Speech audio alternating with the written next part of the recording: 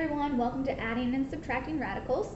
We are going to be adding and subtracting our radical terms, and that means we have to know when can we do that and when can we not. So the first bullet here says to add and subtract radicals, they must have, very important, they must have the same radicand.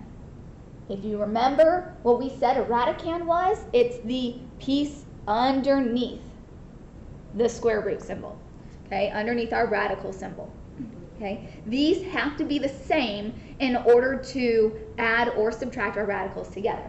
So before we can combine, we want to always make sure that we simplify, okay? So the first two examples, we're just going to simplify them, find out, are they what we would call like terms? That means, do they have the same radicand?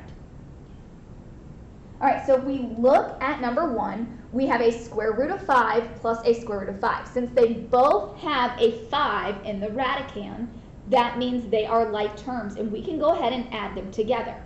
When we add our radicands, our radicals together, we are really looking at the number in front. So here, if there's no number in front, it's an automatic 1. Like we only have one square root of 5 plus one more square root of 5. So that means we have 2 square root 5. Okay, because those were like radicals. They were like terms. Number 2, we see we have 7 square root 3 minus the square root of 3. So notice that they both are the same radicand. They both have a square root 3. So that means we're looking at the number 7 minus 1. Well, 7 minus 1 is 6. And those are still radical 3 pieces, or the square root of 3. So 6 square root 3. Okay, when we get down to example 3, it's going to look a little bit different. We are going to notice that the first number says 2 square root 5 minus 8 square root 3 plus 4 square roots of 5. So we'll notice that the first one and the last one are both square root 5, which have the same radicand, but the middle term is a square root 3. That's not the same. That means we can't combine that middle one. So we're only going to combine the first one and the last one. So we have a 2 plus a 4, which is 6, and those are square root 5 pieces. And then since this minus 8 square root 3 doesn't have another square root 3 piece to combine with, we just put it at the end. Okay? This is very similar to what we did when we combined like terms with like x squared pieces and x pieces and x cubed pieces, where you can only combine them with the ones that they're like with and the other ones just right by themselves. Okay? So what about number 4? Negative 2 square root 24 minus 2 square root 20 minus 2 square root 5. None of those have the same radicand. But my question is, are they simplified? No. The square root of 24 and the square root of 20 both need to be simplified. So what I'm going to do over here on the side is let's go ahead, just like we did before when we practiced simplifying our square roots. Let's simplify the square root of 24. So the square root of 24, a 2 is a prime number that goes into 24. It goes into it 12 times. 2 is a prime number that goes into 12. It goes into 12 6 times. 2 goes into 6 3 times. So this gives me 2 times 2 times 2 times 3. So that is one pair of 2's and then a 2 times a 3 left over. So right now I'm looking at this. 2, that's the pair, and then the 2 times 3 left over. So what we're taking is we're taking what the square root of 24 simplified down to, and I'm multiplying it with the 2, because all we're doing is replacing this with what we simplified it. So it's going to look like this. Negative 2 times 2 square root 6, which is going to give us a negative 4 square root 6. Now we're going to do the same thing with the middle piece. Okay, so we're going to break down 20. Well, 5 goes into 20 4 times, and 2 goes into 4 2 times. So we get a pair of 2's and a 5 left over. So I'm going to put that in place of the square root of 20. So this is a negative 2 times 2 square root 5. Well, negative 2 times 2 is a negative 4. Okay, and then we're just going to bring down this other piece because it was already simplified. Oops, sorry. So it's a negative 2 square root 5. Negative 2 square root 5. Now we can look for like terms. We notice that both of these are square root 5 pieces. So our final answer, the negative 4 square root 6, stays the same. And then from these, because they both have a square root 5, all we're doing is taking the negative 4 and subtracting 2. So our negative 4 minus 2 is a negative 6 square root 5.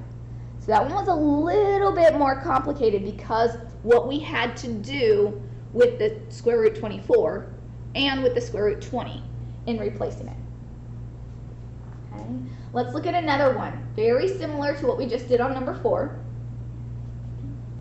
Number 5, we are going to look at it and we see negative square root 3 minus the square root 3 minus 3 square roots of 27. So right off the bat, we should notice that we got these both are square roots of 3. But when we look at this piece here, we should notice that the square root of 27 is not simplified. We always need to make sure that we try to simplify all of our pieces as much as possible. So that's the first thing that I'm going to do. Over here, I'm just going to take a 27 and we're going to simplify it. So what numbers go into 27? Okay. Well, we know that 3 goes into 27 9 times, and then 9 can be broken down. 3 goes into 9 3 times. So here we have a pair of 3's, that comes out, and then this leftover 3 stays under. So we're going to replace 3 square root 3 where this square root 27 is. All right, so I'm going to leave everything else the same.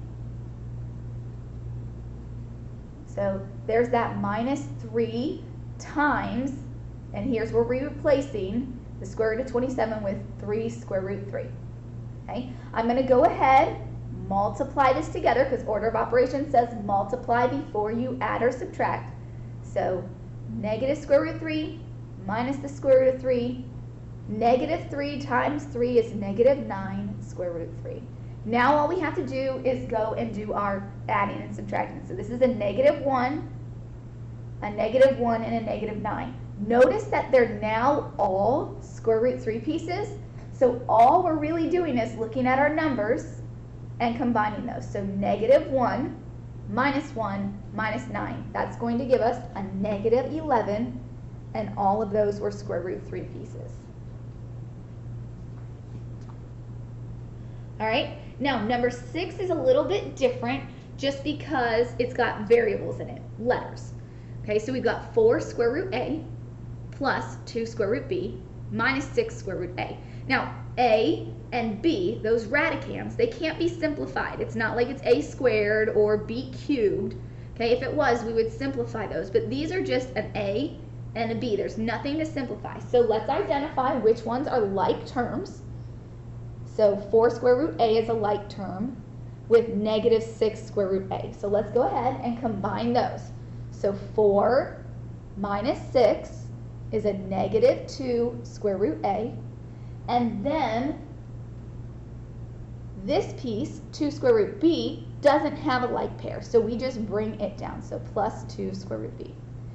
And then this is where we stop, because square root of a and square root of b cannot be combined anymore. They're not like terms. All right, go ahead right now. First just try 7 and 8, and then come back and check your answer with mine on the board. All right, on number 7, we see that we have 2 like term pieces. They're the ones that say square root 6. So we can just combine those to get 2 square root 5 plus the square root of 6. So negative 2 plus 3 gives us a 1. So you'll see that there's an understood 1 in front of the square root of 6. All right, on number 8, you'll see that I have a purple box around the square root of 27, and you'll see in the blue over on the right hand side, I broke down square root of 27. It's going to give us 3 square root 3. So what I did is I replaced right here, this 3 square root 3 is where I took what the square root of 27 was and I replaced it. Okay? Then I did the same thing for the square root of 12. So over on the right hand side in the gray, I broke down the square root of 12 and got 2 square root 3. So remember, when you plug that in, you're multiplying it, because originally it was that negative 2 times the square root of 27, or the negative 2 times the square root of 12. So you'll see that I just multiplied it by those negative 2's. Then we realized that every single piece ended up being a square root 3. That means they're all like terms. So all we had to do at that point was go back and say, well, 2 minus 6 minus 4 is going to give us a negative 8. And those are all square root 3 pieces. Okay. Now go ahead, pause the video, take a moment, do number 9 and do number 10, and come back and check your answer. All right, on number 9, you're going to see I broke down a square root of 20 to get 2 square root 5, and then I replaced it in the original problem. Same thing with the square root of 12. I got 2 square roots of 3, and I replaced it in the original problem. So then that's going to give us on our line, you'll see this line right here. After we replaced and simplify, multiply together, we get a negative square root 3 minus 6 square root 5 minus 4 square root 3. And then we have 2 pieces that have the square root 3, which allows us to combine those like terms and get negative 5 square root 3 minus 6 square root 5. On number 10, I took the square root of a cubed and broke it down and got a square root a. And then I took the square root of b squared, broke it down and got b. So I replaced those in the original problem. Okay. Then there really wasn't anything to multiply because they were already multiplied at that point. Okay, so if you need to see, this is where that a square root a is on those 2 pieces, and here is where that b ended up being. Okay, and then all we did was we noticed that the first piece and the last piece were square root a's. So all you were looking at was the negative 2a plus the 4a to give you a 2a square root a, and then just add the 4b. Okay? So that is adding and subtracting radicals.